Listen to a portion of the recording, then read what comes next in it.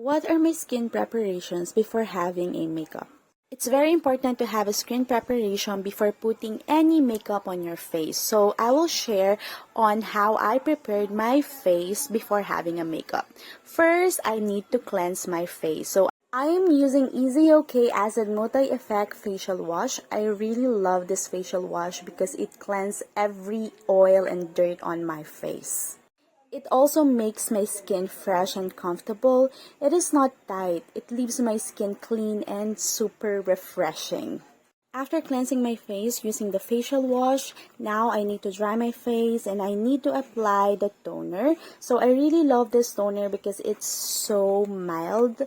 This is the True Gentle Toner. After the toner, now it's time for the serum. So I am using this Easy OK Niacinamide Whitening Anti-Wrinkle Essence, and I consider this as my primer also.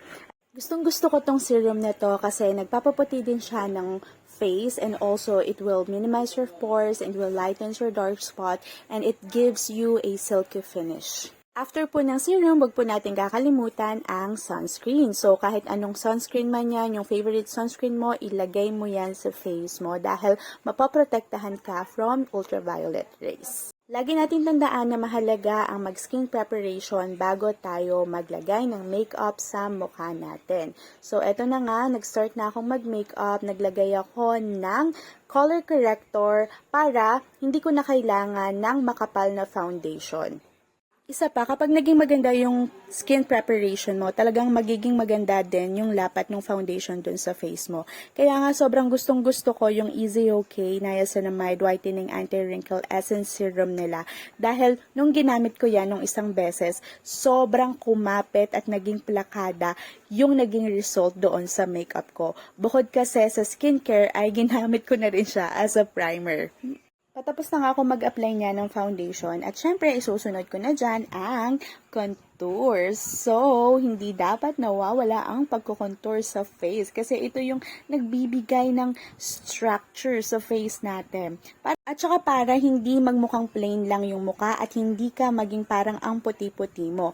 Tulad ko, acidic ako kaya mas pumipili ako ng whiter shade kumpara doon talaga sa mismong shade ko. Kasi kapag acidic ka, ilang minuto lang mapapansin mo after mong i-apply yung foundation, parang nangingitim yung color niya.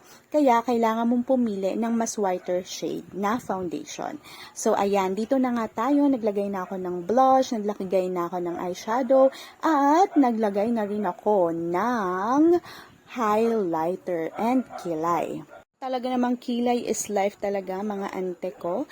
Kaya talagang gandahan mo yung kilay na yan. Ayan, so dito na tayo sa ating pilik mata. So nilagyan ko lang yan ng mascara. Hindi na ako naglagay ng false eyelashes. Kinapalan ko lang yung mascara dyan mga sister ko. And dito na tayo sa lipstick. Ayan, so gusto ko kasi yung gradient effect ng lips. Kaya talaga namang binigyan ko siya ng oras sa pagle-lipstick. Kaya naglagay na rin ako ng powder dito patapos na yung makeup ko. Ito na yung pinakamagseset sa makeup ko dahil nakalimutan ko yung aking setting spray. Pero tiwala naman ako sa magandang skin preparation na yan kaya hindi ako huhulas all day, all night.